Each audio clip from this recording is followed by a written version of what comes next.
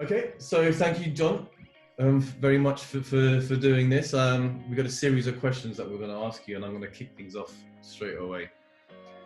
So the first one's from John Morris at Triton Exec.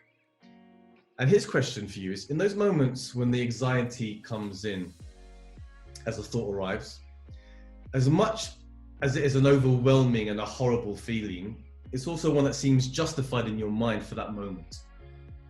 Therefore, it feels wrong to use a trick or technique to push it away, as there is a sense of having to allow this feeling to be there to warn me about something I'm concerned about.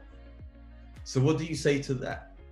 Surely, if one was always able to find a sense of calmness, you would never feel emotions of your heart. I was with you until the very last statement. I'm not sure that the last statement is true.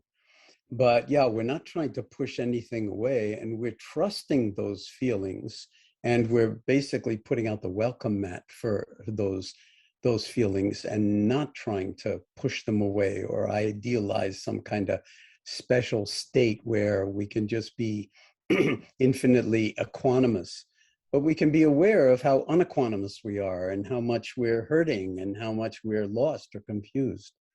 And so the real challenge here is as soon as you recognize it, then you realize that even the words, I'm lost, I'm confused, I'm hurting, that those are thoughts about experience, but you can hold all of that in awareness. And then you can ask this interesting question, which is not about dissociating from your feelings or thoughts, but recognizing that you have a whole other way of holding them that doesn't eclipse other possibilities for well-being and for doing important things in the world.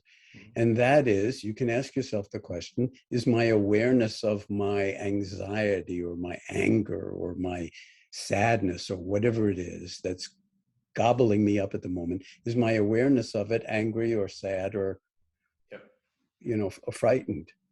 And you'll discover that it's not, that it's kind of like a mother holding her child, where the child is very, very upset, but the mother holding the child doesn't have to fix anything, make it go away. You just go with the flow, but stay in the love or stay in the awareness. And then it evolves by itself into not just going away, but we're changed by the process of holding both the wanted and the unwanted and the neutral stuff that we usually never even notice, holding it all in awareness without having to push it away or pursue it or do anything with it.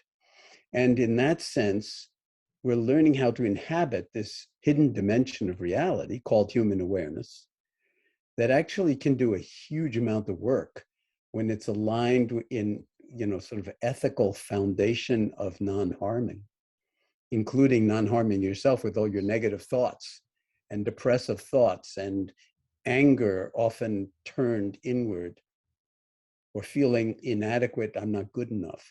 So this is in some sense a profound opportunity for healing, which in my working definition of healing, it's not fixing, it's not curing, it's not making anything go away, but rather it's coming to terms with things as they are. Right in this moment, not some kind of thought-based coming to terms with things as they are, but more that mother embracing the child, her child kind of way. And you practice that over and over and over again. Every time the mind goes off, you bring it back in some way or other. And over time, you learn to default to a kind of wisdom, a kind of equanimity, a kind of stillness that sees things larger. So we're at a time when everything is going to pieces. I mean, or you could build stories of yourself about everything going to pieces. And you can ask, is that actually true? Or has everything always been going to pieces in a certain way all through human history? And yet, also all sorts of good can happen. And then you can begin to experiment with or play with, how can I align myself to optimize well-being, not just for myself, but for the world, and minimize harm and hurt and suffering, not just for myself, but for the world.